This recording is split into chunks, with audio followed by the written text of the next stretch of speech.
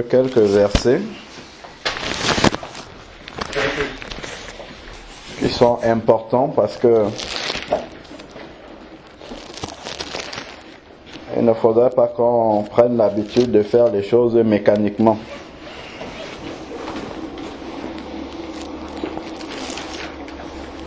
Mais de discerner toujours à chaque fois où est-ce que le Seigneur nous conduit, qu'est-ce qu'il veut que nous fassions, comment est-ce qu'il veut que nous avancions.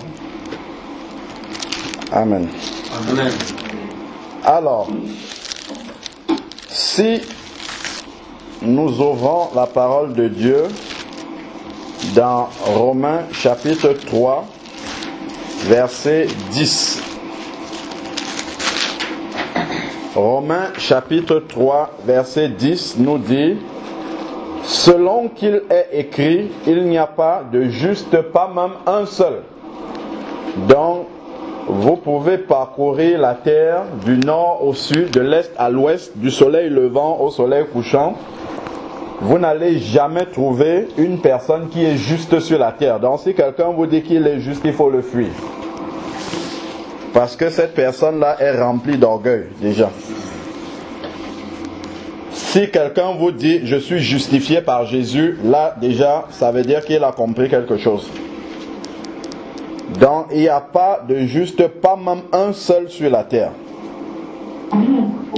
Et si nous lisons au verset 23 du même chapitre, à savoir Romains 3, verset 23, il nous est dit « car il n'y a pas de distinction, tous ont péché et sont privés de la gloire de Dieu. » Donc, la gloire de Dieu dont il est question ici, c'est de passer l'éternité auprès du Seigneur. Donc, tous ont péché, à savoir tous les hommes ont péché et sont donc privés de ce privilège-là de passer l'éternité auprès du Seigneur. Nous savons que dans Genèse 2, versets 16 et 17, lorsque le Seigneur a parlé à Adam, il lui a dit: le jour où tu mangeras du fruit de l'arbre de la connaissance du bien et du mal, tu mourras. Donc, dans ce tu mourras, il y a deux aspects. C'est la mort physique déjà et la mort spirituelle. Fermez nos micros s'il vous plaît. Donc, la mort physique et la mort spirituelle. Donc, si je tourne au chapitre 5, verset 12, il est écrit, Romains 5, verset 12, c'est pourquoi de même, par un seul homme, le péché est entré dans le monde, et par le péché et par le péché la mort. Donc le péché est entré par un seul homme qui a péché, et ensuite par là même la mort est entrée. On parle de la mort, c'est la mort physique et la mort spirituelle, c'est-à-dire la séparation éternelle d'avec Dieu, c'est-à-dire l'enfer pour l'éternité. Donc, si quelqu'un n'appartient pas au Seigneur, il est né dans ce monde, s'il meurt, il va en enfer. Ça, la Bible ne fait pas de demi-mesure par rapport à ça. Si quelqu'un meurt dans cet état-là, il va en enfer. Et avant de continuer, le Romains 5, verset 12, je vais lire d'abord Romains 6, verset 23 pour appuyer ce que je suis en train de dire. Il est dit, Romains chapitre 6, verset 23, car le salaire du péché, c'est la mort. Il ne dit pas le salaire des péchés, il dit le salaire du péché. Donc, un seul péché suffit pour passer l'éternité en enfer. Et ça, les hommes ont beaucoup de mal à comprendre cela. Parce que quand vous allez dire cela à quelqu'un, les gens vont vous dire: mais comment ça, est-ce que Dieu peut faire ça alors que Dieu est amour? Oui, c'est parce que Dieu est amour justement qu'il dit dans la suite du verset, mais le don gratuit, c'est-à-dire vraiment il n'y a rien à payer et c'est vraiment quelque chose de totalement gratuit, mais le don gratuit de Dieu, c'est la vie éternelle en Jésus-Christ, notre Seigneur. Donc le Seigneur donne gratuitement cette vie éternelle-là à qui l'accepte. Mais quand on vous propose, quand on vous offre un cadeau, il faut l'accepter. Si vous ne prenez pas le cadeau qu'on vous a offert, le cadeau restera éternellement entre les mains de celui qui vous le propose. Donc aucun homme Aucune femme sur la terre ne peut dire que, voilà, moi je suis perdu et c'est la faute de Dieu. Non, ça sera la faute de la personne même, parce qu'il est dit ici que le don est gratuit et c'est pour tous les hommes sur la terre. Comme Jésus a dit lui-même dans Luc 19, verset 10, le Fils de l'homme est venu chercher et sauver ceux qui étaient perdus. Maintenant, Jésus n'est plus là physiquement, mais son esprit continue à travailler dans ce monde au travers de ses enfants, vous et moi qui sommes restés et qui continuons cette œuvre-là. Donc, ici, il a dit le salaire du péché. Donc, un homme pécheur ne peut pas entrer dans le ciel s'il a un seul péché. Pourquoi? Parce que s'il entre dans le ciel avec son péché, nous savons que Dieu est totalement saint. Il n'y a même pas la racine d'un péché, il n'y a même pas l'ombre d'un péché dans la sainteté de Dieu. Donc, si Dieu permet qu'un homme entre là-bas dans le ciel avec son péché, il va souiller le ciel. Avec un seul péché, il va souiller le ciel. C'est pour cela que Satan a été expulsé du ciel. Parce que l'orgueil a été trouvé dans son cœur. Un seul péché, c'était encore dans le cœur, mais il a été expulsé. Si on lit dans Ézéchiel 28, 11 et ainsi de suite, on va voir cela là. Donc, il ne faudrait pas qu'on se trompe là-dessus. Parce que l'amour de Dieu n'est pas un amour humain, c'est pas un amour sentimental. Parce que nous, on serait prêt à donner le ciel à tout le monde dehors là. Il suffit que quelqu'un dise, bon, Jésus est bon, tout ça c'est bon, on lui donne le ciel. Non, ça marche pas comme ça. Si Dieu le faisait, le ciel ne serait plus le ciel serait souillé. Parce qu'il permettrait que des hommes entrent dans le ciel avec des péchés. Or, Dieu ne veut pas cela. C'est pour ça qu'il nous a indiqué clairement dans sa parole le chemin pour entrer au ciel. Jésus va dire, je suis le chemin, la vérité et la vie, il n'y en a pas deux. Donc si quelqu'un veut par la philosophie des hommes penser qu'il y a un autre chemin, il peut suivre ce chemin-là, mais il va voir ce qui se trouve au bout. Ça ne sera pas le ciel. Parce qu'il a dit, je suis le chemin, la vérité et la vie. Si j'insiste comme ça encore à le dire, c'est pour que nous, les bien-aimés enfants de Dieu, qu'on ne négocie pas là-dessus. On n'est pas là pour faire le sentiment. On doit dire ce que la parole de Dieu dit. On ne doit pas commencer à aller flirter avec des personnes qui ne suivent pas Jésus. On doit leur dire la vérité. Et ça, c'est par amour. Si on dit la vérité aux gens, c'est parce qu'on les aime. Si on cache la vérité aux gens, c'est qu'on ne les aime pas. Ça, c'est ce qu'il faut se dire. Parce qu'à la fin, le Seigneur nous redemandera le sang de ces personnes-là. Si on leur a caché la vérité, parce que nous avons du sentiment, ainsi de suite, sachant que le sentiment, le diable utilise beaucoup le sentiment pour nous empêcher de dire la vérité aux gens. Et je vais vous montrer un verset dans la parole de Dieu, allant complètement au fond de la Bible. Nous allons prendre 2 Jean et 3 Jean. Il y a 2 versets là-bas qui sont très bien, en fait, pour comprendre l'amour de Dieu. Donc, si vous prenez à partir d'Apocalypse, vous remontez, vous allez trouver le livre de Jude et c'est juste après. On a la 3e épître de Jean et la 2e épître de Jean.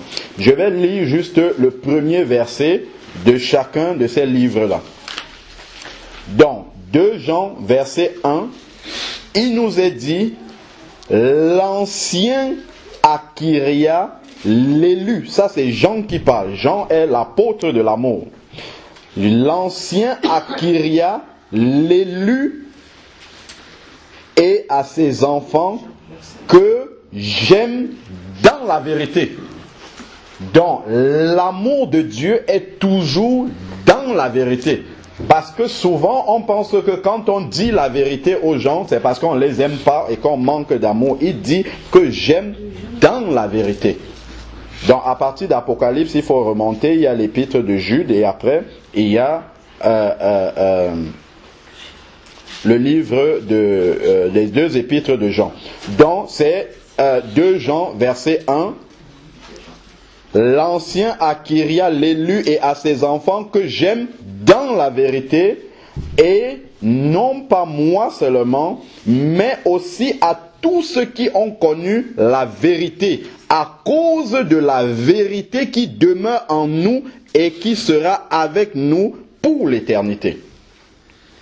à cause de la vérité. Si je prends le verset 4, il dit « Je me suis beaucoup réjoui de trouver...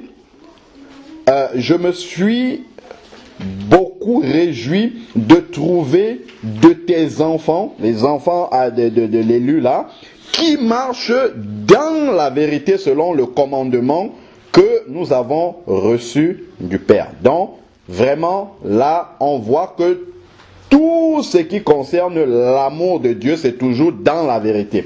Prenons maintenant, pardon, autant pour moi, la troisième épître de Jean, juste à côté. Il dit au verset 1, « L'ancien à Gaius, le bien-aimé que j'aime dans la vérité. » Donc, la preuve que nous aimons les gens, c'est que nous leur disons la vérité. Si nous cachons la vérité, c'est que l'amour de Dieu n'est pas en nous. Nous pouvons avoir le sentiment humain, mais le sentiment humain, ce n'est pas l'amour de Dieu. Parce que quand Dieu regarde les hommes, Dieu regarde deux catégories de personnes sur la terre. Il voit ceux qui sont sauvés et ceux qui sont perdus. Et il veut que tous ceux qui sont là, sur le chemin large, reviennent sur le chemin étroit et puissent être sauvés. Et nous aussi, c'est comme cela que nous devons voir les gens sur la terre. Les gens qui sont sur le chemin large, nous devons demander au Seigneur de nous aider à les ramener sur le chemin étroit afin que comme nous, ils soient aussi en train de cheminer sûrement vers la cité céleste. Mais pour pouvoir le faire, nous serons obligés de leur dire la vérité. Et cette vérité-là ne sera pas toujours admise de la bonne façon.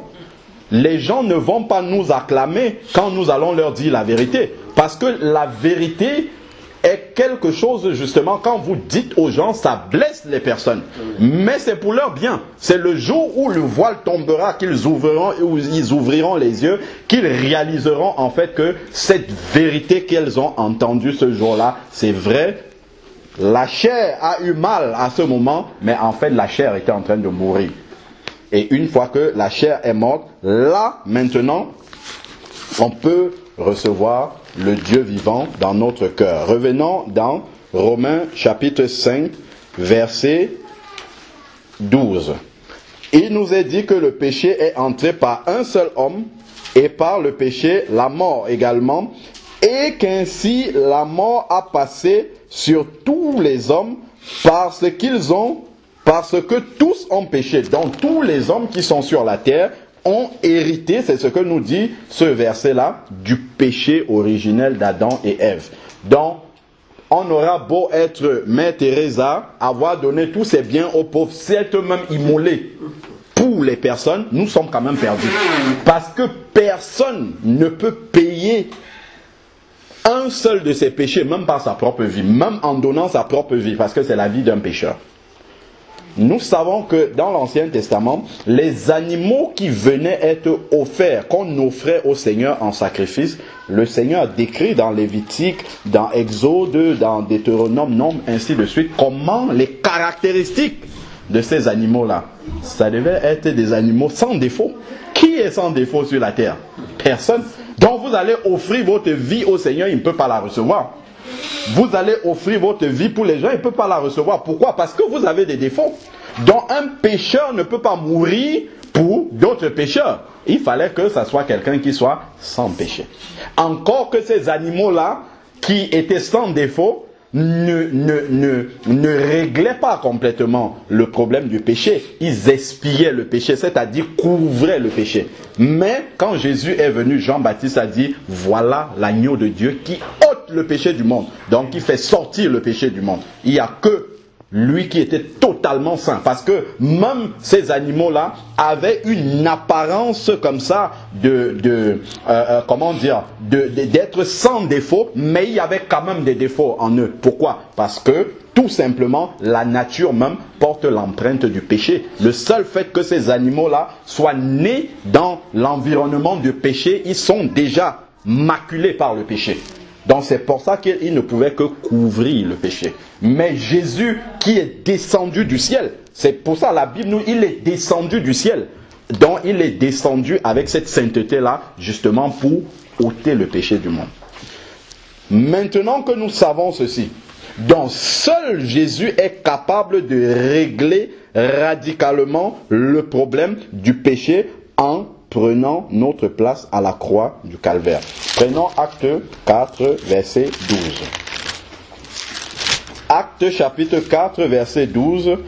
On a souvent dit qu'il faut conduire les âmes au Seigneur, il faut évangéliser. Ça, ce sont en fait des vérités capitales de la parole de Dieu sur lesquelles on ne doit pas transiger, on ne doit pas négocier cela. Si on amène une âme au Seigneur sans lui expliquer ces vérités de la parole de Dieu, on est en train de tenir la main de la personne pour l'accompagner en enfer. Donc il faut dire la vérité. Clément, s'il te plaît, ferme ton micro. Merci beaucoup. Donc, il faut vraiment pouvoir dire cette vérité-là droit dans le cœur. Et on sait que la parole de Dieu est vraiment la vérité qui délivre, qui affranchit totalement. Donc, Acte chapitre 4, verset 12 nous dit, le salut ne se trouve en aucun autre. Il faut souligner ça bien dans la Bible. En aucun autre. Si quelqu'un confesse un autre nom, il va en enfer. Ça, je ne peux même pas dire autre chose là-dessus. Si quelqu'un prend le nom de Jésus, il rajoute autre chose là-dedans, ça donne l'enfer. Amen. Ça, c'est clair et net. On ne doit même pas jouer avec ça. Jésus a dit dans Jean 14, verset 6, « Je suis le chemin ». Il n'a pas dit « Je suis un chemin ». Si vous rajoutez quelque chose, ça je le dis parce qu'il y a des chrétiens, ils sont chrétiens, mais à côté ils ont encore des pratiques. Vous rajoutez une seule chose à côté du nom de Jésus, c'est fini. Vous êtes sur le chemin de l'enfer. Et il ne faut pas s'étonner par rapport à tout ce qui peut nous arriver. Jésus est Jésus seul. Je suis le chemin, je suis la vérité et je suis la vie. Il n'y a pas d'autre vie que Jésus. Quand il parle je suis la vie, c'est non seulement la vie en abondance pendant que nous sommes encore sur la terre, mais c'est la vie éternelle aussi. Je suis la vie éternelle. Il n'y a pas d'autres personnes qui peuvent donner la vie éternelle. Il faut être totalement en Jésus et en Jésus seul. Vous rajoutez l'apôtre Paul a dit un peu de levain fait lever toute la pâte. Vous prenez Jésus, vous rajoutez un petit peu de quelque chose qui n'est pas de Jésus, c'est fini. Vous êtes en train de suivre un autre chemin, le chemin parallèle. Et ça, c'est le chemin du séducteur. C'est pour cela on a partagé la semaine dernière sur les jugements le jugement des chrétiens. C'est ça le travail du séducteur. C'est de faire en sorte que nous suivons Jésus, mais il nous rajoute des choses qui font en sorte que nous allons prendre un chemin qui ressemble à celui de Jésus et nous allons avancer sur le chemin parallèle, mais ça ne se touche pas. Parce que nous avons laissé Jésus et nous avons rajouté nos petites choses à côté. C'est pour ça que seule la parole de Dieu nous révèle véritablement Jésus. Donc si vous aimez quelqu'un, il faut lui dire la vérité par rapport à Jésus. Il ne faut pas essayer de négocier là-dessus. Si vous négociez, vous n'aidez pas cette personne-là. Donc, quand nous parlons du Seigneur et que nous évangélisons, il faudrait que nous puissions faire entendre ça clairement. Donc, nous sommes dans Acte 2. Si nous prenons le verset 37. Acte 2, verset 37. Où, justement, Pierre, le jour de la Pentecôte, a trouvé des Juifs. Les Juifs, normalement, eux, dans leur tête, ils sont le peuple de Dieu, ils sont le peuple élu, pour eux, ils ont l'assurance, puisqu'ils sont les enfants d'Abraham, et que Dieu leur a dit, voilà, Abraham sera le père de beaucoup de nations, et les nations seront bénies au travers de lui. Bon, eux, ils pensaient qu'il suffit juste d'être un enfant d'Abraham, mais ici, quand ils écoutent déjà ce que Pierre leur dit, que le Messie est venu au milieu de vous et vous l'avez crucifié, voilà, c'est que ce que eux-mêmes ils vont réaliser, ah tiens, le Messie, celui qui devait justement nous apporter le salut éternel, est venu au milieu de nous et nous ne l'avons pas reçu. Ils vont dire au verset 37, après avoir entendu cela, ils eurent le cœur vivement touché, c'est-à-dire qu'ils ont réalisé leur état de péché. Et donc, qui dit état de péché? Romains 6, verset 23 dit le salaire du péché, c'est la mort, c'est l'enfer. Donc, ils ont réalisé à ce moment, ah, nous sommes peut-être enfants d'Abraham dans la chair, mais nous sommes condamnés à l'enfer. Pourquoi? Parce que nous avons la racine du péché en nous, dont leur cœur a été vivement touché. Et il dit, donc voilà la démarche. Ils ont réalisé qu'ils sont pécheurs, mais ils ne veulent pas rester dans cet état de péché-là. Ils veulent en sortir. Donc ils se sont avancés vers Pierre et les autres apôtres et il dit, frère, que ferons-nous? Donc, qu'est-ce qu'il faut faire pour être sauvé? Voilà, il y a deux paroles qui sont écrites là, au verset 38. C'est clair et on ne doit pas dire autre chose à part ce qui est écrit là. Pierre leur dit, 1. Repentez-vous. 2. Que chacun de vous soit baptisé. Et ensuite il dit, et vous recevrez le don du Saint-Esprit. 1. Repentez-vous. 2. Que chacun de vous soit baptisé. Et vous recevrez le don du Saint-Esprit. On sait. Allons, gardons le doigt là-dessus. Allons dans Romains 8, verset 9. Romains chapitre 8, verset 9 va nous dire quelque chose de très important. Il nous est dit ici, Romains chapitre 8, verset 9.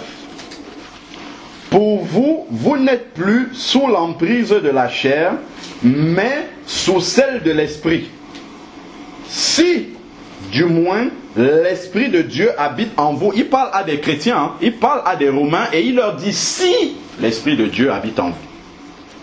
Donc, on peut être là au milieu des enfants de Dieu, mais ne pas avoir l'Esprit de Dieu, parce qu'il parle ici à des chrétiens. Et il leur dit si, il met des si encore. Il dit si du moins l'Esprit de Dieu habite en vous. Et voilà ce sur quoi je voulais arriver. Il dit si quelqu'un n'a pas l'Esprit de Christ, il ne lui appartient pas. Voilà. Donc il faut avoir cette certitude-là que l'Esprit de Christ habite en vous. Et si l'Esprit de Christ habite en vous, vous ne serez pas attirés par les choses de l'Antichrist. C'est-à-dire des choses qui ne confessent pas Jésus. Vous allez les condamner avec fermeté. Amen. Et ça, c'est une des preuves que l'Esprit de Christ habite en nous. Si nous cautionnons des choses qui flirtent, c'est-à-dire que des choses qui ne glorifient pas l'Esprit de Dieu un tout petit peu, c'est la preuve que l'Esprit de Dieu n'est pas en nous. On ne peut que, lorsqu'on voit ces œuvres-là qui ne reflètent pas l'Esprit de Christ, on va les condamner. Pourquoi? En fait, ce n'est pas nous qui les condamnons, c'est l'Esprit de Dieu qui habite en nous. C'est l'Esprit de Dieu qui habite en nous qui condamne ces choses-là. Qui dit ça là, ça ne vient pas de Dieu. Bon, donc, pour qu'on appartienne à Christ, il est dit là qu'il faut avoir son esprit. Donc ça, c'est la première chose. Et ensuite, si nous regardons dans Éphésiens chapitre 4, 31, je crois que c'est ça. Voilà. Éphésiens chapitre 4, verset 30. Il est dit, Éphésiens 4, verset 30, n'attristez pas le Saint-Esprit de Dieu par lequel vous avez été scellés. Pourquoi? Pour le jour de la rédemption. Donc l'Esprit de Dieu en nous est le gage de notre rédemption. Nous sommes sauvés aujourd'hui, mais nous sommes sauvés en espérance. Donc la réalité va se manifester au moment de l'enlèvement de l'Église. Mais à ce moment-là, il faudra que l'Esprit de Dieu soit en nous. Si entre-temps il s'est attristé et qu'il est parti, ou qu'on n'a jamais eu l'Esprit de Dieu, mais ici on sera couvert de honte. Il faut que l'Esprit de Dieu soit là. Pourquoi? Parce qu'il viendra le jour de la rédemption, où il faudra justement que l'Esprit de Dieu soit en nous pour répondre justement. Donc, ça, c'est ce que nous devons savoir. Donc, si je reviens à Acte 2, verset 38, il a dit 1. Repentez-vous. 2. Que chacun de vous soit baptisé. Donc, la repentance précède justement le baptême d'eau. Si un baptême qui est fait comme ça, on a trempé quelqu'un dans l'eau sans qu'il ne soit repenti, n'a aucune valeur biblique, absolument aucune. Que ça soit par immersion, par espèce, tout ce qu'on veut, s'il ne s'est pas repenti, s'il n'est pas né de nouveau, son baptême ne sert à rien. C'est comme si je prends un bébé, ma fille, je la trempe dans l'eau, je la ressors, ça n'a aucune valeur. Marc 16, verset 16 dit, celui qui croira et qui sera baptisé. C'est quoi croire? c'est s'être repenti de ses péchés. Et accepter maintenant de marcher avec Jésus comme son Seigneur et son Sauveur. C'est ça croire. Croire, c'est pas dire je crois en Jésus verbalement, non. Il doit avoir la preuve que nous croyons véritablement. Et ça, si je prends maintenant, nous sommes dans le livre de Actes, Actes chapitre 26. Chapitre 26, c'est Paul qui se trouvait en train de comparaître devant le roi Agrippa et qui lui dit quelque chose d'essentiel. Acte 26, verset 19. Acte chapitre 26, verset 19. Paul va dire au roi Agrippa, en conséquence, roi Agrippa, je n'ai pas désobéi à la vision céleste, mais à ceux de Damas, c'est-à-dire aux gens qui habitaient à Damas d'abord, parce que c'est là que Paul avait été foudroyé et qu'il a reçu le Seigneur. Puis, de Jérusalem, dans tout le pays de Judée, puis aux païens, j'ai annoncé, regardez dans quel ordre est-ce qu'il cite les choses. J'ai annoncé, il n'a pas annoncé le salut, il a annoncé d'abord la repentance. D'abord, tu viens parler du Seigneur à quelqu'un, il a d'abord annoncé la repentance. Regardons bien dans quel ordre les choses se passent. Et ça vient confirmer ce que nous avons lu dans Acte 2, verset 38, où Pierre a dit aux personnes qui étaient là, repentez-vous d'abord. Donc, j'ai annoncé la repentance. Une fois maintenant que je suis repenti de la conversion à Dieu, c'est-à-dire confesser Jésus comme Seigneur et Sauveur, accepter Jésus comme Seigneur et Sauveur, comme Seigneur, parce que désormais nous allons soumettre notre volonté à la sienne. Nous n'allons plus marcher comme nous voulons marcher, nous n'allons plus marcher selon les principes qui régissent ce monde dans lequel nous sommes, mais à chaque fois que nous serons amenés à prendre une décision, à vouloir faire quelque chose, on va d'abord, l'automatisme qui va se mettre en place, c'est que intérieurement, on va se demander, ce que je m'apprête à faire là, quel est l'avis du Seigneur Jésus par rapport à ça? Est-ce que c'est en accord avec Jésus ou pas du tout? Et qu'est-ce qui va nous dire ça? C'est sa parole. C'est en lisant la parole de Dieu qu'on va apprendre à savoir quelle est la volonté de Dieu parce qu'elle est révélée là-dedans. Donc, chaque fois qu'on va se retrouver devant toutes les circonstances, c'est même pas certaines circonstances, c'est que au fur et à mesure qu'on marche avec le Seigneur, ça va devenir un réflexe. En fait, à chaque fois qu'on est devant une situation, on doit se demander l'acte que je vais poser là. Que dit la parole de Dieu par rapport à ça? Et c'est pour cela justement que l'Esprit de Dieu nous est donné. Parce que dans Jean 14, verset 26, il va dire, le Saint-Esprit, le Consolateur, nous a été donné. C'est lui qui nous enseignera toutes choses et nous rappellera tout ce que le Seigneur nous a dit. Donc, c'est le Saint-Esprit qui nous rappelle la parole de Dieu. Donc, lorsque nous sommes devant ces circonstances-là, le Saint-Esprit va dire, attention, ce que tu fais là, Dieu n'aime pas ça. Et il te laisse libre. Ou tu le fais, ou tu ne le fais pas. Donc, c'est pour ça, 1, la repentance, 2, la conversion, donc confesser Jésus de sa bouche comme Seigneur et Sauveur. Et là, l'Esprit de Dieu vient habiter avec nous. Il aurait pu s'arrêter là, mais avec la pratique des œuvres dignes de la repentance. Donc, le changement de vie, la transformation est celle qui atteste que vraiment nous nous sommes repentis et que nous sommes enfants de Dieu. Si nous confessons être enfants de Dieu et qu'il n'y a aucun changement, aucune transformation dans notre vie, ça veut dire qu'on n'est pas enfant de Dieu. Ça veut dire qu'on n'est jamais né de nouveau. Ça, il ne faut pas se tromper là. On peut avoir Jésus dans sa bouche, mais si Jésus n'a pas d'influence dans notre vie concrète de chaque jour, dans nos décisions concrètes de chaque jour, ça veut dire qu'on n'a jamais confessé Jésus. Si vous allez là dehors, vous demandez aux gens, est-ce que tu crois en Jésus? Vous allez voir, il y a plein de personnes qui croient en Jésus. Beaucoup de personnes croient en Jésus. La Bible va dire, même les démons croient en Jésus. Mais les démons n'obéissent pas à Jésus, c'est la différence. Les démons ne conforment pas leur vie à la parole de Dieu. C'est ça qui fait la différence. C'est pas le fait de croire. La Bible dit, ils croient et ils tremblent même. Mais seulement, c'est pas parce qu'ils tremblent qu'ils vont dire, bon, ok, maintenant on va obéir au Seigneur. Non, pas du tout. C'est ça qui fait la différence entre quelqu'un qui a réellement reçu l'Esprit de Dieu et qui est un enfant de Dieu. C'est qu'il marche en pratiquant les œuvres dignes de la repentance. C'est-à-dire un changement radical de vie. Les choses qui ne glorifie pas le Seigneur qui était dans sa vie, il les condamne fermement maintenant. C'est pour ça que souvent, ça étonne les gens quand quelqu'un naît de nouveau. On se dit, mais avant il faisait ça, non? Mais quand on le voit parler, d'ailleurs, l'apôtre Pierre, le jour de la Pentecôte, quand il parle à ces gens qui sont là, il dit, vous avez crucifié Jésus, vous avez trahi, mais lui-même il a trahi Jésus.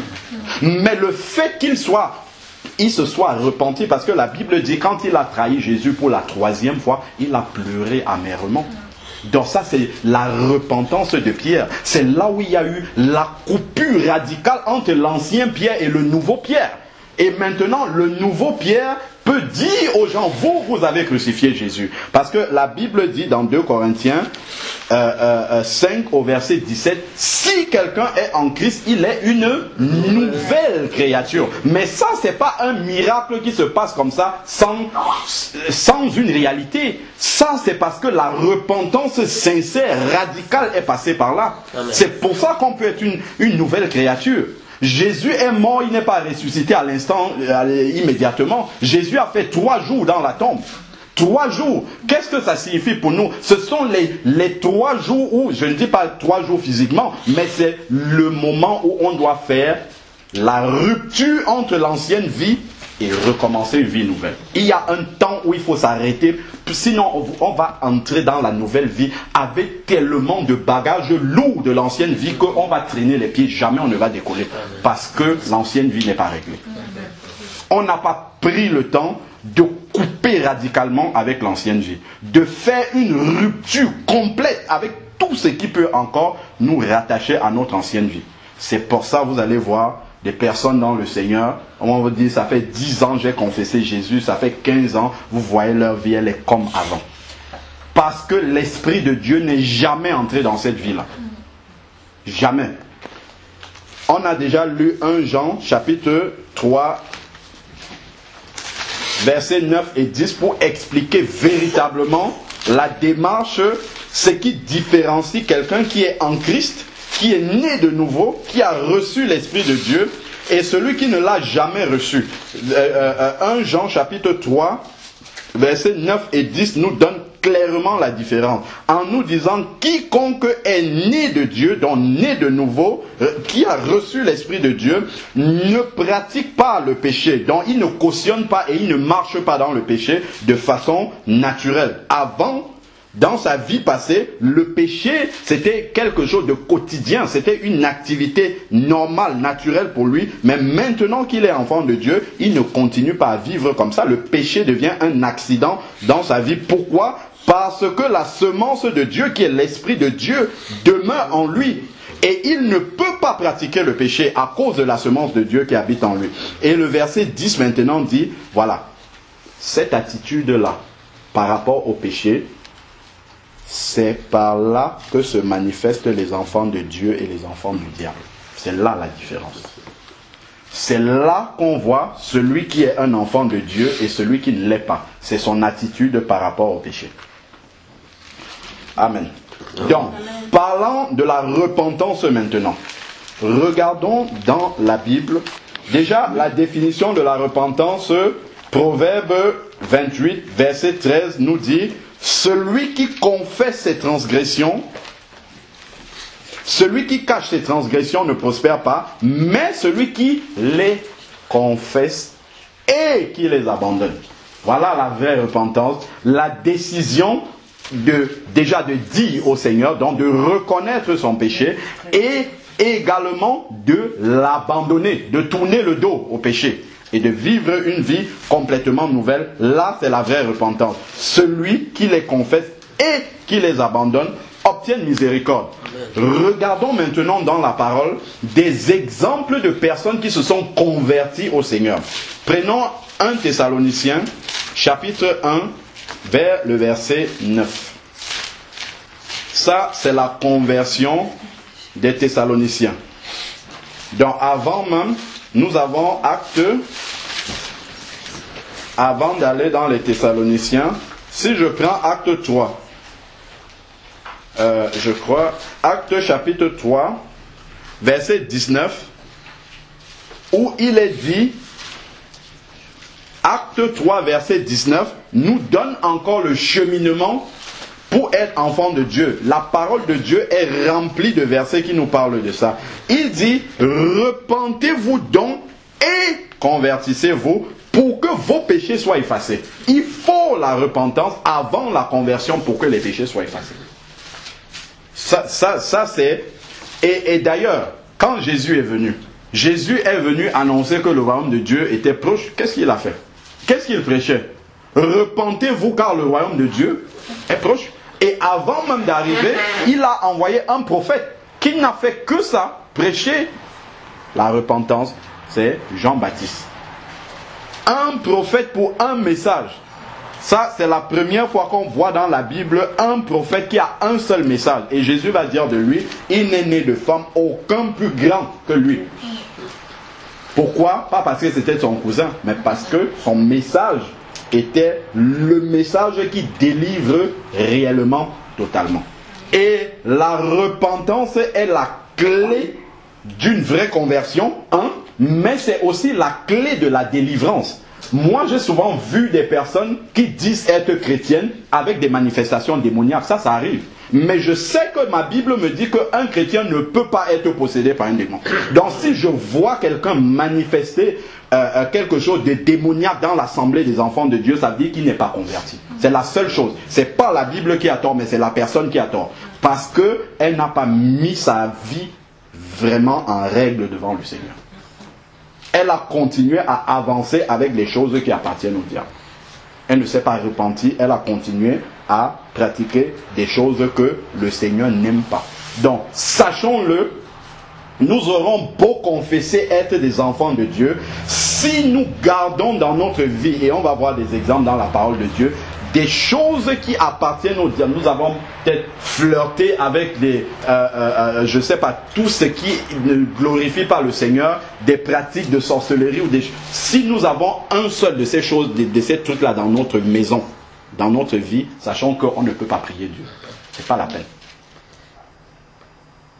C'est même pas la peine d'essayer d'appeler le nom de Jésus. Prenons 1 Thessaloniciens, chapitre 1, verset 9. On va voir les premiers disciples. Parce que nous, on appelle Dieu le bon Dieu. Et on pense que le bon Dieu est tellement bon qu'il passe. Non, le bon Dieu ne peut pas communier avec le diable. C'est pas possible. Il ne faut pas qu'on joue avec ces choses-là. Il n'y a aucun rapport. Comme la Bible nous dit dans 2 Corinthiens, je suis en train de passer par là, avant de prendre même Thessaloniciens, 2 Corinthiens chapitre 6, verset 14, il dit, ne formez pas avec les incroyants un attelage disparate. Une association. N'allons pas tendre la main et nous associer, faire les choses avec les enfants qui ne sont pas les enfants de Dieu. Sachons une chose, si nous sommes en communion avec ces personnes, c'est même pas en communion, si nous sommes en relation avec ces personnes, c'est pour les conduire à Jésus. Mais il n'y a pas de communion avec ces personnes-là. Sachons une chose, si quelqu'un n'est pas un vrai disciple de Jésus, si vous êtes en relation intime, personnelle avec cette personne-là, sachez que vous commettez un adultère spirituel. Et ça, c'est un des péchés que Dieu hait le plus dans Malachie, il le dit. C'est un adultère spirituel. Et il ne faut pas jouer avec ces choses-là. Parce que vous êtes peut-être pris par le sentiment, mais Satan, lui, il ne joue pas avec ces choses, parce qu'il connaît mieux la parole de Dieu. Lui, il connaît la parole de Dieu. Donc, si vous lui ouvrez une petite porte, il s'installe là-dedans. Donc, si vous voulez prendre des choses avec le sentiment, Satan, lui, il n'est pas là pour jouer, il est là pour nous détruire. Donc, si nous lui ouvrons une porte, il entre pour détruire. C'est ce que Jésus a dit dans Jean 10. Le mercenaire, il est là pour détruire les brebis. Il ne vient pas pour s'amuser. Donc, si nous voulons faire le sentiment, lui, il est là pour nous terrasser par le bas. C'est pour ça que le Seigneur nous appelle à être fermes par rapport à ces choses-là. 2 Corinthiens 6, verset 14. Ne formez pas avec les incroyants un attelage disparate. Car quelle association y a-t-il entre la justice et l'iniquité? Voilà comment quelqu'un qui devient un enfant de Dieu, un vrai enfant de Dieu, vous n'avez même pas besoin de dire à vos relations, c'est bon, ne me fréquentez plus. Par votre consécration, elles ne trouveront plus leur place. Ces relations-là vont s'arrêter naturellement. Mais si nous continuons à flirter avec ces relations-là, sachons que nous avons une grande porte ouverte comme ça. Et le diable va venir jouer avec nous. Alors que le diable ne peut pas jouer avec un enfant de Dieu. Véritablement, un vrai enfant de Dieu qui confesse le nom de Jésus, le diable ne peut pas venir s'amuser avec lui. Alors, il dit, ou quelle communion, intimité, quelle intimité entre la lumière et les ténèbres. Et quel accord entre Christ et Bélial. C'est-à-dire quel accord entre Christ et autre chose qui ne confesse pas le nom de Jésus. Quel accord y a-t-il? Quelle relation peut-il y avoir? Quelle part, nous sommes dans le verset 15 de 2 Corinthiens 6. Quelle part le croyant a-t-il avec l'incroyant? Quelle part? Dites-moi, quelle part? Qu'est-ce qu'il va essayer d'aller concocter avec le païen, avec l'incroyant, dire bon, on va faire des... Pas du tout, il n'y a pas ça. Mais malheureusement, les enfants de Dieu, souvent portés par le sentiment, se laissent aveugler par ça. C'est la séduction du malin. Et à chaque fois qu'on est séduit, dites-vous une chose, c'est que le malin vient s'incruste là et il fait son travail. Il fait son travail. Lui ne va pas nous excuser, hein, pas du tout. Et le Seigneur nous donne sa parole afin que nos yeux soient ouverts là-dessus, qu'on mette le doigt dessus et qu'on ferme toutes ces portes-là pour ne pas donner accès au malin. Nous sommes au verset 16. Quel contrat d'alliance entre le temple de Dieu et le temple des idoles? Ça, c'est la preuve justement que le corps dans lequel l'Esprit de Dieu habite, automatiquement tous les autres esprits sortent. Dès que l'Esprit de Dieu vient dans un corps, tout autre esprit qui existe sort automatiquement. Donc, si un esprit reste encore là, ça veut dire tout simplement que l'Esprit de Dieu n'est pas là. C'est tout ce que ça veut dire. Parce qu'il n'y a aucune cohabitation entre l'Esprit de Dieu et les idoles. Nous avons vu quand les Israélites ont commencé à ramener les idoles dans le temple de Jérusalem. Qu'est-ce qui s'est passé? La Shekinah de Dieu est sortie directement, on l'a vu monter et repartir totalement. Parce que ça ne cohabite pas, l'Esprit de Dieu ne peut pas cohabiter avec ces autres esprits-là. Voilà pourquoi la repentance est fondamentale. Parce que c'est au moment de la repentance que ça va se faire. S'il n'y a pas de repentance, ça ne se fait pas. C'est pas automatique. C'est au moment de la repentance, quand tu dis, Seigneur, voilà, à tel moment, j'avais pratiqué, je ne sais pas moi, les danses du village, je suis allé mettre les vêtements des morts, j'ai eu des communions avec les morts, je suis allé dans les cimetières, j'ai fait ci, ça. C'est à ce moment-là, Seigneur, je te demande pardon. C'est là que le Seigneur fait la coupure entre nous et ces liens. Parce que en fait, ce sont des liens spirituels. L'esprit de mort, ça existe. Hein? Ce sont des choses qui existent spirituellement. Mais Dieu ne peut couper ça que lorsqu'on se repent de ces choses et qu'on arrête de les faire. C'est là justement que Dieu fait la coupure. On peut faire les prières de délivrance. Oui, ça va apporter un soulagement momentané. Mais vous allez rentrer chez vous. Jésus l'a dit. La maison est vide. Il va chercher 7 esprits plus méchants pour venir vous tourmenter. C'est dans la Bible. Donc ce n'est pas la prière de délivrance qui apporte la solution radicale. Et on le voit avec les apôtres. Jamais les apôtres n'ont délivré quelqu'un qui avait tout son esprit. On lui explique la parole de Dieu.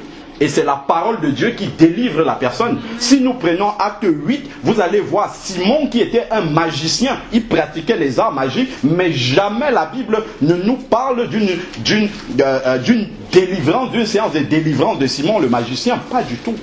Qu'est-ce qu'on a fait? On lui annonce la vérité de la parole de Dieu. Et cette vérité-là, s'il la met en application dans sa vie, il est délivré. C'est ça la vraie délivrance. Les apôtres et Jésus n'ont délivré que des personnes dont l'esprit était déjà pris en contrôle par les démons. Là, on ne peut plus prêcher la parole de Dieu, ils ne vont même pas entendre.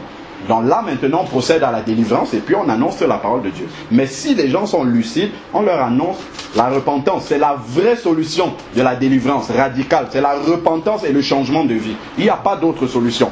Donc, voilà. Et on nous parle ici de la séparation totale de nous avec le monde. Donc, car nous sommes le temple du Dieu vivant, comme Dieu l'a dit, j'habiterai et je marcherai au milieu de vous, je serai leur Dieu et ils seront mon peuple. C'est pourquoi, regardez ce que Dieu dit, c'est pourquoi. Pourquoi? Parce qu'il marche au milieu de nous, parce que nous sommes le temple du Saint-Esprit, parce que nous sommes l'habitation du Dieu en esprit. Il dit, sortez du milieu d'eux. C'est-à-dire, séparez-vous de tout ce qu'il y a de, de communion avec ceux qui ne confessent pas le nom de Jésus. Séparez-vous d'eux. Ça ne veut pas dire qu'on doit les insulter. Non, on doit leur témoigner l'amour, mais on n'a pas de communion avec eux. On ne doit pas aller embrasser en oubliant que entre son esprit et mon esprit, il y a une séparation, un fossé qui ne peut pas être traversé. Abraham l'a dit dans Luc 16, quand il parle avec l'homme riche, entre vous et nous, il y a un fossé que personne ne peut traverser. Et ça, c'est vrai déjà en esprit pour nous, lorsque nous vivons encore sur la terre. Vous êtes avec quelqu'un qui ne confesse pas Jésus. Il y a un abîme entre vous. Et même si nous sommes prêts physiquement, spirituellement, il y a un abîme terrible entre vous. Mais nous qui sommes les enfants de Dieu, nous devons avoir la lucidité de savoir que cet abîme-là existe. Et c'est pour cela qu'on ne va pas aller embrasser la personne, mais on va lui annoncer la parole de Dieu afin qu'il puisse venir et suivre ce chemin étroit. Il dit, séparez-vous, dit le Seigneur, ne touchez pas à ce qui est impur, ne touchez pas. Que quand on sait que quelque chose ne glorifie pas Dieu, n'essayons pas d'aller essayer d'expliquer pour... Non, n'expliquons pas ça, laissons ça de côté. Il faut laisser cela de côté et suivre ce que Dieu nous demande de faire. Faisons-le dans l'amour, mais ne jouons pas avec ces choses-là. Alors, ne touchez pas à ce qui est impur et moi je vous accueillerai. Je vous accueille dans la mesure où vous ne touchez pas à ce qui est impur. C'est une conséquence. Donc si nous allons jouer avec ces choses-là, sachant qu'on n'a pas l'accueil de Dieu, il nous a dit déjà clairement de ne pas venir avec ces choses-là dans sa présence. Et vous serez pour moi des fils et des filles, dit le Dieu, le Seigneur Tout-Puissant. Donc là, on est vraiment en train de parler de ce travail de repentance, l'importance de ce travail de repentance qui doit précéder la conversion au Seigneur et donc le baptême. Alors, si on était en train de partir dans 1 Thessaloniciens 1, verset 9, regardez ce qui est dit là. 1 Thessaloniciens 1, on peut même prendre à partir du verset 8. 1 Thessaloniciens chapitre 1, verset 8. Car la parole du Seigneur a retenti chez vous, non seulement en Macédoine et en Achaïe, mais votre foi en Dieu s'est fait connaître en tout lieu, à tel point que nous n'avons pas besoin d'en parler. Regardez le verset 9. On raconte à votre sujet quel accès nous avons eu auprès de vous et comment vous vous êtes convertis à Dieu. De quelle façon est-ce qu'ils se sont convertis à Dieu? Verset 9. 1 Thessaloniciens 1, verset 9. On raconte à votre sujet quel accès nous avons eu auprès de vous et comment vous vous êtes convertis à Dieu. De quelle façon est-ce qu'on se convertit à Dieu? En vous détournant des idoles pour servir le Dieu vivant et vrai. Les idoles, c'est tout ce qui remplace Dieu dans notre vie. Il a dit, le premier et le plus grand de tous les commandements, c'est tu aimeras le Seigneur ton Dieu de tout ton cœur, de toute ton âme, de toute ta force, de toute ta pensée. Donc s'il y a autre chose que tu aimes de cette façon-là, s'il y a autre chose en laquelle tu fais confiance de cette façon-là, sache que c'est une idole. Donc si tu fais confiance à autre chose que Jésus, sache que tu as une idole dans ta vie qu'il faut mettre de côté. Et il dit, ils se sont convertis en se détournant, c'est-à-dire en abandonnant complètement les idoles et pour servir le Dieu vivant et vrai et attendre, au verset 10, attendre des cieux son Fils qu'il a ressuscité d'entre les morts, Jésus qui nous délivre de la colère à venir. Retournons maintenant dans Acte 19, 19. Acte 19, 19 nous parle justement de la conversion et de la manière dont justement les personnes qui avaient reçu le Seigneur, comment est-ce qu'ils agissaient? Je prends à partir du verset 17. Acte 19, verset 17 dit: cela fut connu de tous les Juifs, de tous, Juifs et Grecs, qui habitaient Éphèse. La crainte s'empara de tous, et le nom du Seigneur fut exalté. Beaucoup de ceux qui avaient cru venaient confesser et déclarer ce qu'ils avaient fait. Voilà la démarche de ceux qui ont cru. Ils ont accepté Jésus. Ils sont tellement touchés justement par cet amour-là pour le Seigneur qu'ils viennent même confesser et déclarer ce qu'ils ont fait, parce que tellement ils veulent couper et exposer les œuvres des ténèbres que eux ils le déclaraient même publiquement. Alors, verset 19 maintenant: un assez grand nombre de ceux qui avaient pratiqué la sorcellerie apportèrent leurs livres et les brûlaient devant tous, et on en calcula la valeur et l'on en trouva pour 50 000 pièces d'argent, ce qui représentait une très grosse somme pour l'époque. Voilà la preuve que radicalement on a coupé avec la vie passée. Ils avaient pratiqué ces arts-là, ils viennent dire: voilà, j'ai encore ces choses-ci chez moi, ça ne glorifie pas Dieu, et les apôtres brûlaient. Ils ne les gardaient pas en disant: bon, ça coûte quand même cher, je peux revendre éventuellement pour récupérer l'argent et venir servir Dieu, ou je ne sais pas trop quel superfuge ou bien quel malice le malin peut utiliser pour nous faire croire qu'on peut en... Non, ils venaient brûler, détruire radicalement, et ça coupe automatiquement les liens qui nous unissaient avec ces pratiques-là. Mais si on n'a pas fait cela, sachons qu'on continue à marcher avec ces choses-là dans notre vie. Et après on va s'étonner: ah, je suis chrétien, ça ne va pas. Ah, il y a ça, le diable m'oppresse, c'est ceci, c'est ça. Pourquoi? Parce que tu marches avec lui. Parce que tu marches avec lui. Allons dans 1 Jean 5, verset 18. On va voir quelque chose là. 1 Jean chapitre 5, verset 18. 1 Jean chapitre 5, verset 18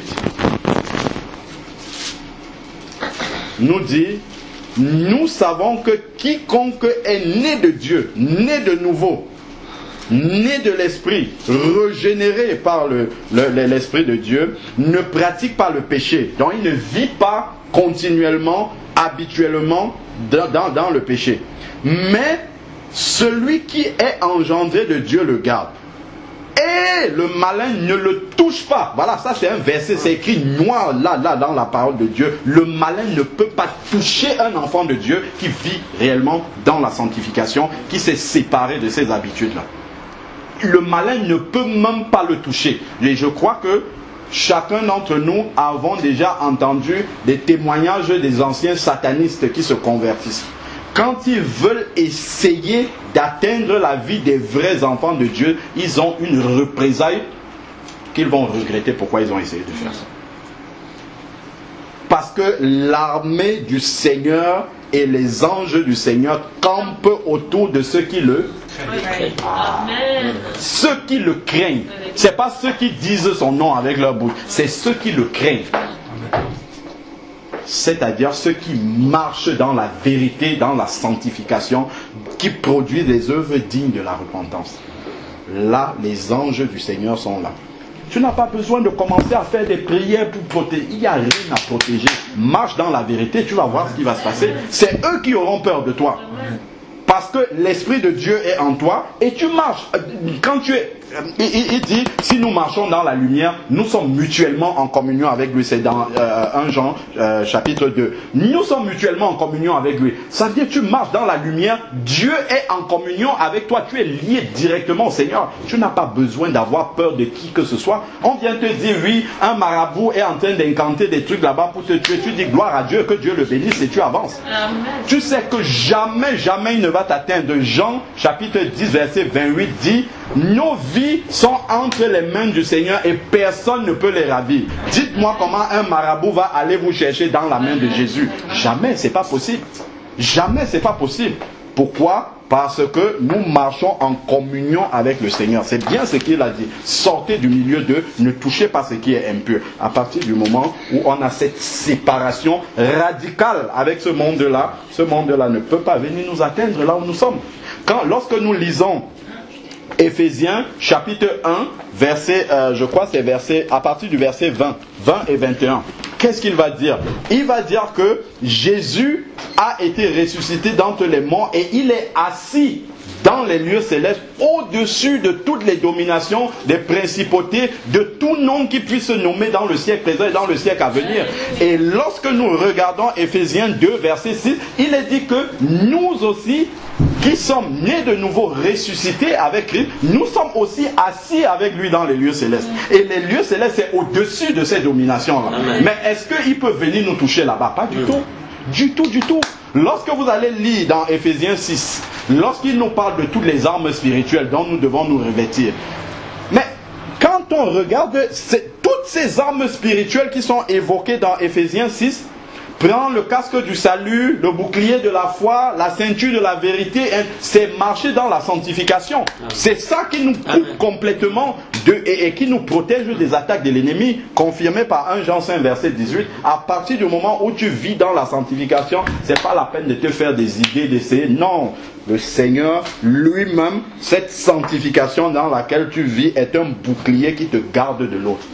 Et tu avances sereinement dans la paix du Seigneur et tu cherches à glorifier Dieu, à louer le Seigneur. C'est ça qui est le plus important. C'est pas de s'occuper du malin. Lui, son cas est réglé déjà. Son cas est réglé. Nous, ce qu'on doit chercher, c'est de rester connecté avec le Seigneur. C'est tout. On n'a pas à lutter contre lui, pas contre la chair et le sang. Les dominations, tout ça, c'est en vivant dans la sanctification. Ça ne nous sépare automatiquement de cela. Parce que la victoire à la croix, il est dit, il y a eu 3 heures de combat, sur la croix, 3 heures de ténèbres. C'est pas 3 heures pour rien. C'est 3 heures pendant lesquelles le Seigneur a acquis de façon définitive cette victoire-là. Il les a livrées, pas dans la chambre, mais publiquement en spectacle. Publiquement en spectacle. Et ça, c'est une réalité dans la vie de celui qui confesse sincèrement le nom du Seigneur et qui marche dans la lumière. Voilà.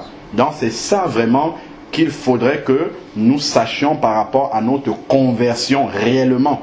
Donc c'est pour ça que le point de départ de la marche avec le Seigneur est fondamental, capital, où on loupe sa vie spirituelle dès le début, où on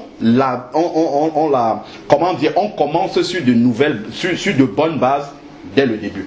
Si la fondation est ratée, mettez un gratte-ciel dessus, au bout d'un moment ça va tomber. Amen. Amen. Souvent, on voit des personnes qui veulent avancer vite. Puis, ils ont commencé dans le Seigneur. Ils veulent des ministères, ils veulent ci, ils veulent ça. Ainsi, mais la fondation n'est pas là. Ils ont peut-être des choses publiques, des avantages publics, ou bien on les met sur un piédestal publiquement. Mais en réalité, la fondation de leur vie spirituelle n'est pas là. Donc vraiment, la main du Seigneur n'est pas là parce qu'il est en train de construire un bâtiment là où il n'y a pas de fondation. Ou c'est une fondation pour juste une maison à une étage, à un niveau tout simple, mais il veut mettre un gratte-ciel là-dessus, ça va s'écrouler. Parce qu'il n'a pas pris la peine de creuser pour faire une fondation solide, afin de pouvoir bâtir réellement dessus quelque chose qui va durer dans le temps. Souvent les gens courent. Le début de la vie spirituelle, Dieu a fait après 3 mois, 1 an, 2 ans, vous demandez, les gens sont froids, mais Jésus, oui, Jésus, mais pourquoi? Parce que la fondation n'était pas là. Amen. Si la fondation est réelle, il peut y avoir des moments de refroidissement, mais vous allez toujours trouver la force parce que le Seigneur, quand il va venir te relever, il va dire, souviens-toi d'où tu es tombé, tu vas te rappeler de ta conversion, tu vas te lever rapidement, tu vas continuer à avancer. Amen. Mais s'il n'y a pas eu de réelle conversion, s'il n'y a pas eu un authentique nouveau départ, une vraie conversion biblique radicale, qui a tranché avec le monde, qui a tranché avec sa vie passée, qui a tranché avec ses relations passées, et ainsi de suite, on va toujours marcher clopin, un pied dedans, un temps ça va, un temps ça ne va pas, on sera toujours en train de se plaindre, accuser les autres, c'est à cause de tel frère, c'est telle soeur, c'est le diable qui est monté, non, le diable il est là où il est. Jamais dans la vie des chrétiens on ne rend le diable responsable dans la parole de Dieu. Jamais, jamais. Il y a beaucoup d'histoires qui nous sont rapportées où le diable est à l'origine, mais jamais les apôtres ne rendent le diable responsable. Pourquoi? Parce que c'est nous qui sommes responsables, parce qu'on a l'autorité. On a l'autorité. On ne va jamais dire, oh oui, vraiment, le diable m'a persécuté. Ouais, c'est grave. Non, non, le diable, il le fait pour nous empêcher d'avancer. Mais comme Jésus nous a donné l'autorité, jamais il ne va nous considérer comme les victimes. Hein. Même attaqués par le diable, jamais on est victime. Jamais. Pourquoi? Parce qu'on a toute l'autorité et tout l'enseignement de la parole de Dieu pour marcher dans la vérité, afin qu'il ne puisse pas avoir accès à nos vies. Amen. Vraiment, ça c'est la base, la fondation même de la conversion sur laquelle chacun de nous doit être certain d'avoir posé ces fondements-là et d'avancer vraiment, de bâtir sur ce fondement-là. Si on bâtit sur un autre fondement, c'est sûr qu'à un moment ou à un autre, on va commencer à faire du surplace, tourner en rond, parce que au début, on n'a pas mis vraiment ce qu'il fallait comme fondation pour pouvoir avancer avec le Seigneur. Ça, c'est vraiment important. Seigneur Dieu Tout-Puissant, Père, nous voulons encore te rendre grâce parce que ta parole est un trésor, c'est une boussole pour nous, Seigneur Père. C'est ta parole, Seigneur Dieu, qui nous permet, Seigneur Dieu, vraiment de voir l'échelle, de nous mesurer, Seigneur Dieu, sur ton échelle, de nous sonder nous-mêmes pour savoir si nous sommes dans la foi avec toi, Seigneur. Merci pour ce rappel que tu nous donnes, Seigneur Père, que vraiment chacun d'entre nous, que nous puissions encore nous laisser sonder par ton esprit.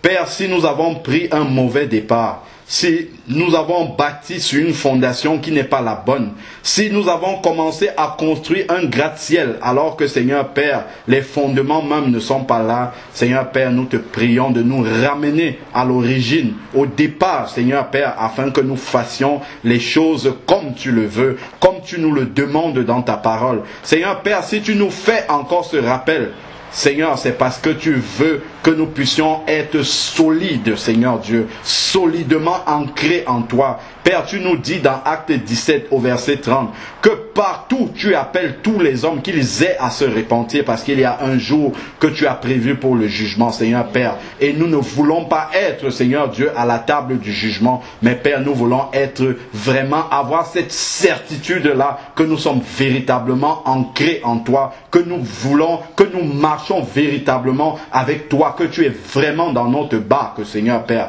éternel. Nous ne voulons pas nous laisser séduire par nos propres raisonnements, Seigneur Père, mais nous voulons vraiment avoir cette certitude-là que nous marchons avec toi, Seigneur. Père, que ton nom soit béni. Continue à nous édifier par ta parole, à nous encourager encore, Seigneur Dieu Tout-Puissant, afin que, Seigneur Dieu, nous marchions, nous efforcions, comme nous dit ta parole, à marcher sur le chemin étroit, Seigneur Père, sans nous détourner ni à gauche, ni à droite, sans regarder, Seigneur Dieu Tout-Puissant, autour de nous, mais en gardant les yeux fixés sur toi, Seigneur, parce que c'est toi qui es l'objectif, Seigneur Père, au nom de Jésus-Christ. Amen. Amen.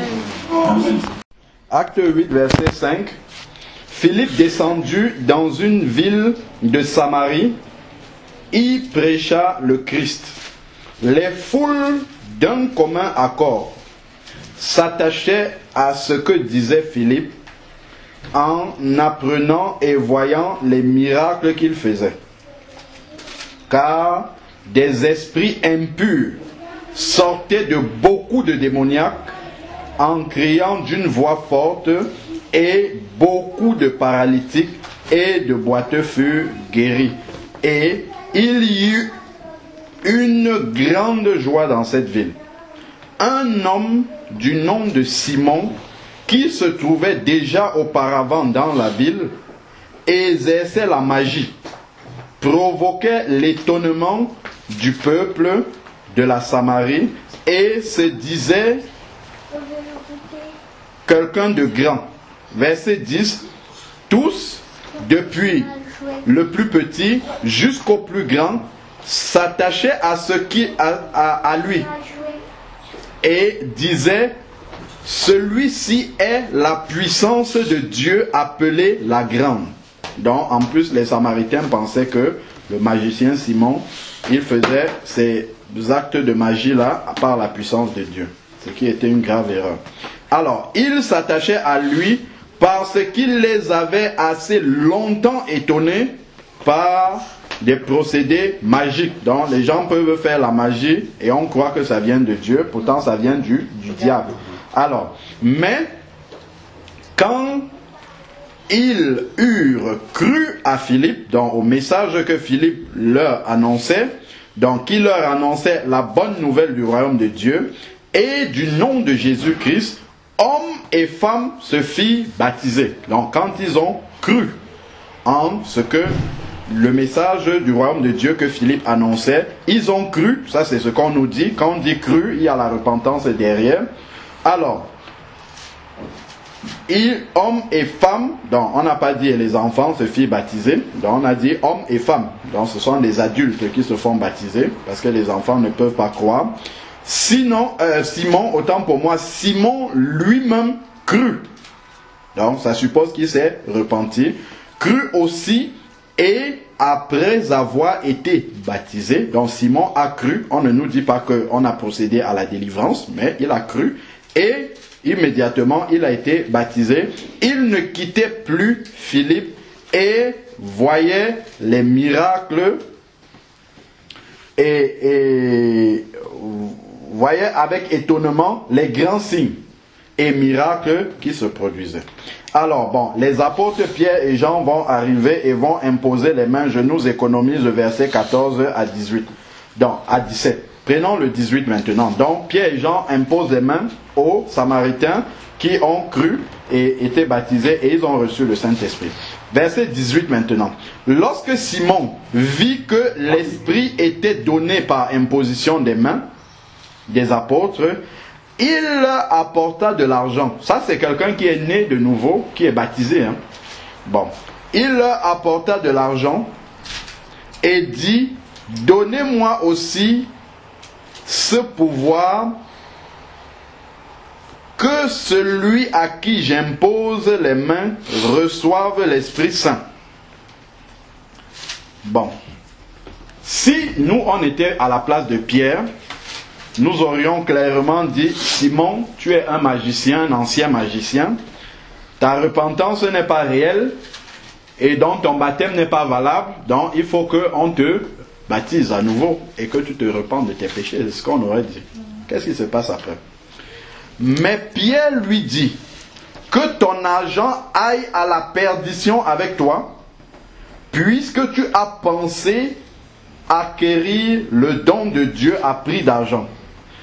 Il n'y a pour toi ni part, ni lot dans cette affaire, car ton cœur n'est pas droit devant Dieu. Réponds-toi.